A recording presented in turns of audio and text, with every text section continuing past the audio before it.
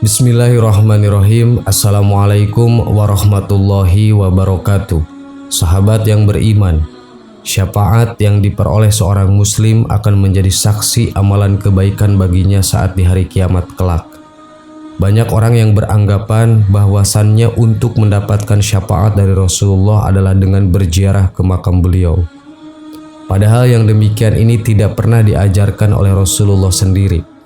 Beliau justru memberitahu mengenai amalan yang dapat mendatangkan syafaat di hari kiamat kelak.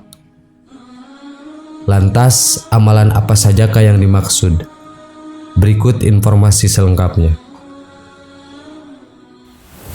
1. Tauhid dan mengikhlaskan ibadah kepada Allah serta iktibar kepada Rasulullah SAW. Amalan yang pertama yaitu tauhid dan mengikhlaskan ibadah kepada Allah serta ittiba kepada Rasulullah SAW. Tidak dapat dipungkiri bahwa tauhid menjadi salah satu hal terpenting yang harus dimiliki seorang muslim. Nabi SAW pernah ditanya, "Siapakah orang yang paling bahagia dengan syafaatmu pada hari kiamat?" Nabi menjawab, "Yang paling bahagia dengan syafaatku pada hari kiamat adalah orang yang mengucapkan La ilaha illallah dengan ikhlas dari hatinya atau darinya." Hadis riwayat Bukhari. Namun hal yang harus diingat adalah semua perbuatan tersebut harus diiringi dengan keikhlasan hati dalam melaksanakan segala sesuatu yang diperintahkan oleh Allah. Orang yang ikhlas dalam melaksanakan perintah Allah dalam hal beribadah ataupun amalan kebaikan lainnya, maka ia berhak menjadi salah satu orang yang mendapatkan syafaat dari Rasulullah SAW. 2. Salatnya sekelompok orang muslim terhadap mayit muslim. Amalan selanjutnya yaitu menyolatkan sesama orang muslim. Sekelompok orang yang melakukan hal tersebut akan memperoleh syafaat dari Rasulullah SAW di hari akhir kelak. Hal tersebut sesuai dengan sebuah hadis Rasulullah SAW bersabda, "Tidaklah seorang mayit disolatkan oleh sekelompok orang Islam yang jumlah mereka mencapai 100. Semuanya memintakan syafaat untuknya, melainkan syafaat itu akan diberikan pada dirinya." Hadis riwayat Muslim. Tidaklah seorang muslim meninggal dunia, lalu jenazahnya disolatkan oleh 40 orang yang tidak menyekutukan Allah dengan sesuatu apapun, melainkan Allah akan memberikan syafaat kepadanya. Hadis riwayat Muslim. Maka dari itu, apabila ada seorang muslim yang meninggal dunia, maka solatkanlah bersama 100 atau 40 kaum muslimin lainnya. Sebab perbuatan yang demikian ini akan mendatangkan syafaat dari Allah, tentunya melalui hamba pilihannya yakni Rasulullah SAW. 3. Salawat kepada Nabi Muhammad SAW. Amalan ketiga yang sudah jelas mendatangkan syafaat dari Rasulullah adalah dengan bersolawat kepada beliau. Dari Ibnu Mas'ud bahwasannya Rasulullah SAW bersabda, "Orang yang paling berhak mendapatkan syafaatku pada hari kiamat adalah yang paling banyak membaca solawat kepadaku." Hadis riwayat Tirmizi.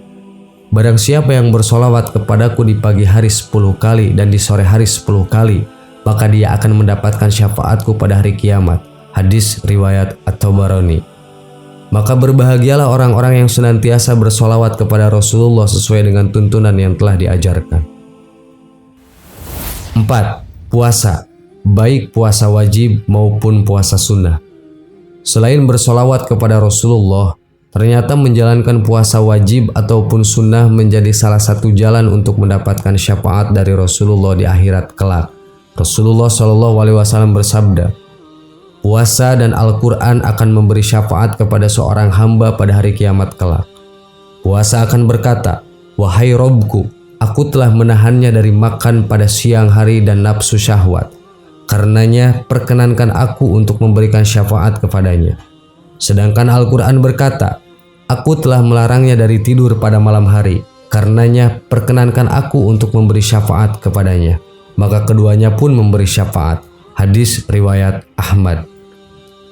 Kedua amalan ini di hari kiamat kelak akan berdoa kepada Allah dan meminta izin kepadanya untuk memberikan syafaat bagi orang yang mengamalkan puasa dan membaca Al-Quran pada hari kiamat kelak.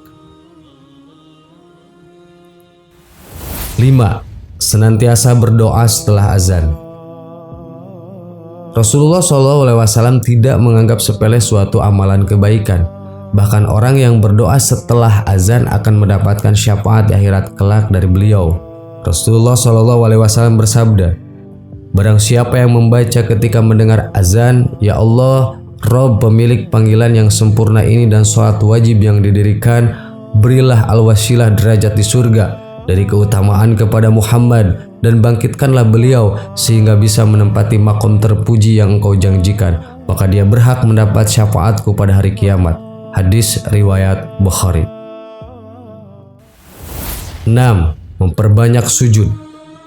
Memperbanyak sujud juga menjadi salah satu amalan yang mendatangkan syafaat selanjutnya. Maksud memperbanyak sujud ialah senantiasa melaksanakan sholat wajib serta teguh pendirian dalam mengerjakan sholat sunnah. Selain sujudnya sholat wajib dan sholat sunnah, ternyata sujud tilawah ketika membaca ayat-ayat sajadah dan bersujud syukur termasuk dalam sujud yang mendatangkan syafaat dari Rasulullah SAW. Beliau bersabda dari Rabi'ah bin Ka'ab al-Aslami, dia berkata, "Aku pernah bermalam bersama Rasulullah SAW. Lalu aku mendatangi beliau sambil membawa air untuk wudhu beliau. Kemudian beliau berkata kepadaku, 'Mintalah.' Aku berkata, 'Aku minta untuk dapat menemanimu di surga.' Kemudian beliau berkata, 'Atau selain itu?' Aku berkata, 'Itu saja.' Lalu SAW bersabda, 'Tolonglah aku atas dirimu dengan banyak bersujud.' Hadis riwayat Muslim. Tidak hanya akan memperoleh syafaat dari Rasulullah, ternyata orang yang memperbanyak sujud selama hidupnya juga akan mendapatkan syafaat dari para malaikat. Dalam hadis sahih, Rasulullah SAW bersabda, "Apabila Allah telah selesai memutuskan di antara hamba-hambanya dan Allah ingin mengeluarkan hamba-hambanya yang terjatuh ke neraka bagi hamba yang bersaksi bahwa tiada Tuhan yang berhak disembah kecuali kepadanya, Allah pun memerintahkan para malaikat untuk mengeluarkan hamba-hamba yang menyembah kepada Allah Subhanahu wa Ta'ala. Maka para malaikat mengeluarkan mereka dari neraka. Malaikat mengetahui tanda-tandanya dari bekas-bekas sujud dari anggota badannya. Dan Allah juga telah mengharamkan api neraka untuk tidak memakan bekas-bekas sujud dari anggota badan para hambanya." Hadis riwayat Muslim. 7. Membaca Al-Quran, mentadaburinya dan mengamalkan isinya. Amalan selanjutnya yaitu membaca Al-Quran, mentadaburinya dan mengamalkan isinya. Amalan Al-Quran tersebut akan mendatangkan syafaat bagi mereka yang sungguh-sungguh dalam membaca, memahami dan mengamalkannya. Dari Abu Umamah bahwasannya dia mendengar Rasulullah SAW bersabda, "Bacalah Al-Quran. Sesungguhnya Al-Quran akan datang pada hari kiamat sebagai pemberi syafaat bagi para sahabatnya." 8. Tinggal di Madinah, sabar terhadap cobaan dan wafat di sana. Amalan terakhir yang mendatangkan syafaat dari Rasulullah adalah tinggal di Madinah, sabar terhadap cobaannya dan wafat di sana. Hal ini telah dijanjikan oleh Rasulullah dalam sabdanya. Beliau bersabda, "Tidaklah seseorang sabar terhadap kesusahannya atau Madinah kemudian dia mati, kecuali aku akan memberikan syafaat padanya atau menjadi saksi baginya pada hari kiamat jika dia seorang muslim." Hadis riwayat Muslim. Maka beruntunglah bagi mereka yang senantiasa bersabar ketika mendapatkan cobaan saat berada di Madinah, sebab Rasulullah akan memberikan syafaat kepadanya. Rasulullah bersabda, "Tidaklah seseorang dari umatku sabar terhadap cobaan Madinah dan kesusahannya, kecuali aku akan memberikan syafaat kepadanya atau menjadi saksi baginya pada hari kiamat." Hadis riwayat Muslim. Barang siapa yang ingin mati di Madinah, maka matilah di sana. Sesungguhnya aku akan memberi syafaat bagi orang yang mati di sana. Hadis riwayat Ahmad. Sahabat yang beriman, demikianlah mengenai amalan yang mendatangkan syafaat dari Rasulullah. Maka dari itu sebagai seorang muslim kita harus senantiasa mengamalkan amalan yang tadi. Selain agar mendapatkan pahala, syafaat tersebut juga bisa menjadi saksi amalan kebaikan yang telah kita lakukan selama hidup di dunia. Wallahu a'lam. Assalamualaikum warahmatullahi wabarakatuh.